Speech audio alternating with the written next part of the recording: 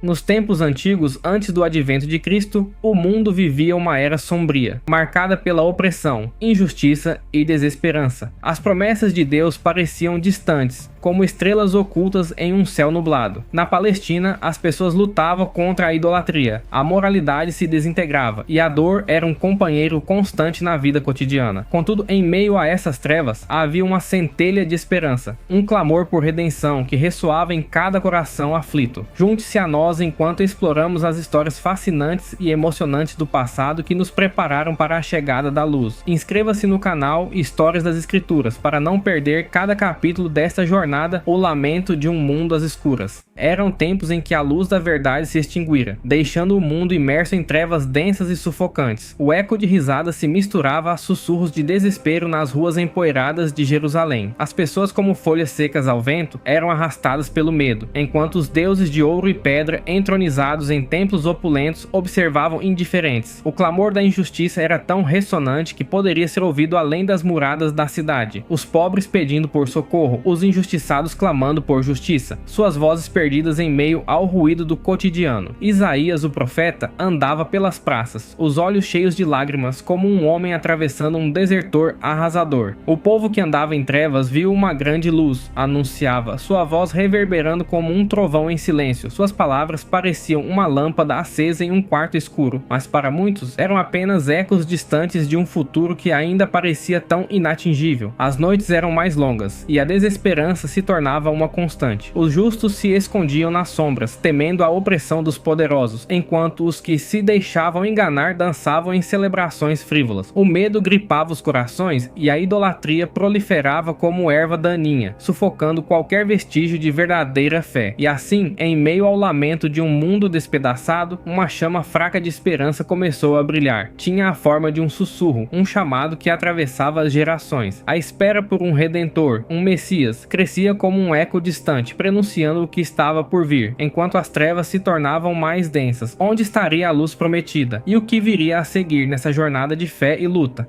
Era um tempo em que a esperança pendia como um fio delicado, quase invisível sobre um abismo de desespero. As palavras dos profetas dançavam no ar, como folhas ao vento, mas muitos as ignoravam, sufocados por uma rotina opressiva. No silêncio das noites longas, os justos falavam entre si, murmúrios entrelaçados com lágrimas. Ele virá, diziam, como se fosse um refrão de uma canção esquecida, mas a dúvida, astuta como uma serpente, se infiltrava nos corações. Os olhos da nação buscavam por sinais, por qualquer movimento que indicasse que o tão aguardado Messias estava próximo. As promessas de um libertador seguiam em seus caminhos, uma esperança que parecia uma miragem a cada dia que passava. Em salas escuras, os anciãos contavam sobre Abraão e suas promessas, mas a ironia estava em toda parte, como o Senhor poderia ter uma promessa para eles quando tudo ao redor clamava pela tragédia. Numa cena frequentemente retratada, as famílias se reuniam à luz de lamparinas, histórias sussurradas se entrelaçando como os acordes de uma sinfonia esquecida. Ele virá como um rei, diziam uns, ou como um servo. Logramos outros, o suspense permeando cada palavra. As vozes se uniam em um lamento suave, mas a ansiedade crescia como um animal acuado, esperando o momento certo de atacar. E enquanto isso, as trevas se tornavam mais pesadas,